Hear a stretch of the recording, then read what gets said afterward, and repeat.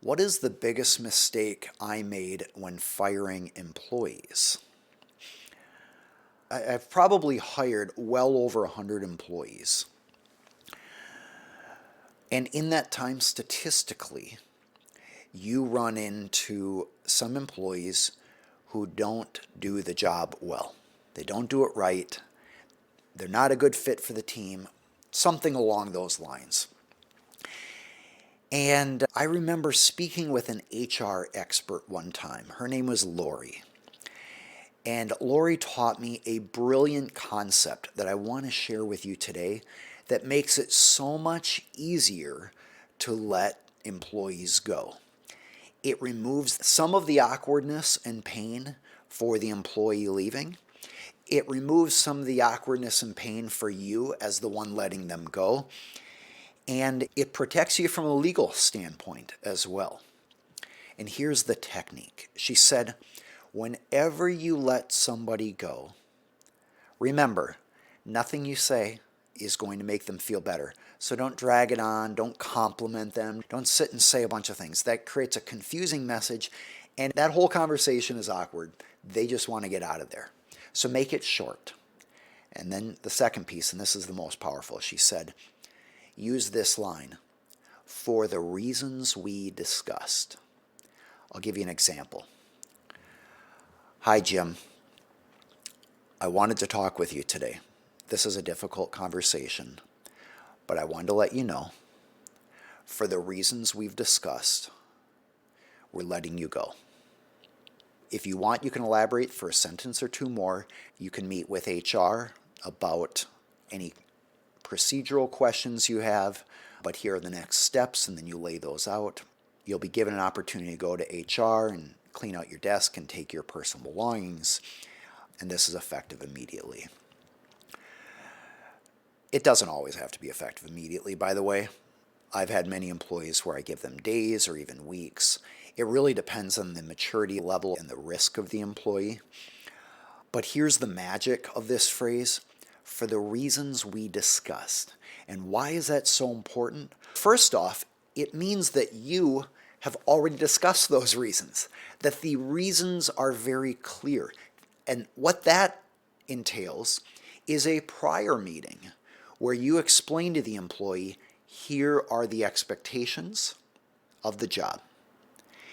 And here is how your performance is not matching those expectations. For you to continue to be in this role, your behavior needs to match the expectations. And so that way, when you have that conversation about letting the person go, and you say, for the reasons we discussed, you are referencing the expectations for the job and how their performance or behavior is not matching those expectations. Now, obviously, if they steal money or do something like that, you don't have to have a conversation about how their behavior doesn't match the expectations. The expectations were clear. They're written in the law. Often they're just let go immediately. But where their performance is below what is expected, but not necessarily intentional or not egregious or not a violation of trust. But let's say, for example, you expect a certain level of productivity and they're below that level. You want to make it very clear what the expectation is. Sometimes in that initial conversation, you even ask, I want to make sure that I'm clearly communicating what that expectation is. Could you share with me what you're hearing from me? And that way it's coming from their mouth. You might even consider following up with an email afterwards that says, hi, Jim. I appreciated talking with you today. For your reference, here are some of the key points regarding the expectation for your role. And it's important that your performance align with that expectation. And then you might list some bullet points regarding the expectation. That way, when you have the next conversation and you say, for the reasons we discussed, Jim or the employee knows exactly what you are talking about. The performance of the employee isn't matching the expectation of the role. And you had an opportunity to correct that, and it wasn't corrected. And you might even say, for the reasons we discussed, the job requires performance at this level or this sort of behavior. And your performance hasn't matched that over the last few days. So we're letting you go. And you can give them an opportunity to ask any questions they have. But that line, for the reasons we discussed, is one of the greatest little nuggets that I learned about how to make a firing of an employee more effective and clear and eliminate some of that awkwardness of dragging it on and having to talk about all of it. You don't want to get into all the details. You just simply reference it for the reasons we discussed. In light of the fact that your performance has not matched those expectations, we're letting you go.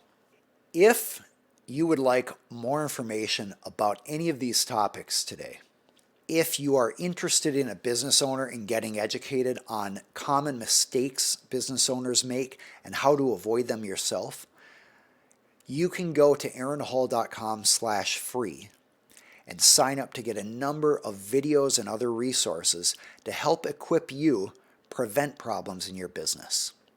This is for entrepreneurs, startups, business owners, CEOs. Generally, I'm thinking about companies with under 500 employees, even as few as 1 or 2. Because for you as a business owner or a future business owner, you can either prevent these problems or pay the much more expensive cost of having the problem and having to clean it up afterwards. The purpose of this YouTube channel is to help you avoid problems, grow your company, provide a great value to your customers and clients, create a great environment for the people that you work with, and experience the success that comes from having a good company built on best practices. I'm Aaron Hall, an attorney for business owners and entrepreneurs. If you have questions about any of this, feel free to put them in the comments section below. Look forward to seeing you next time.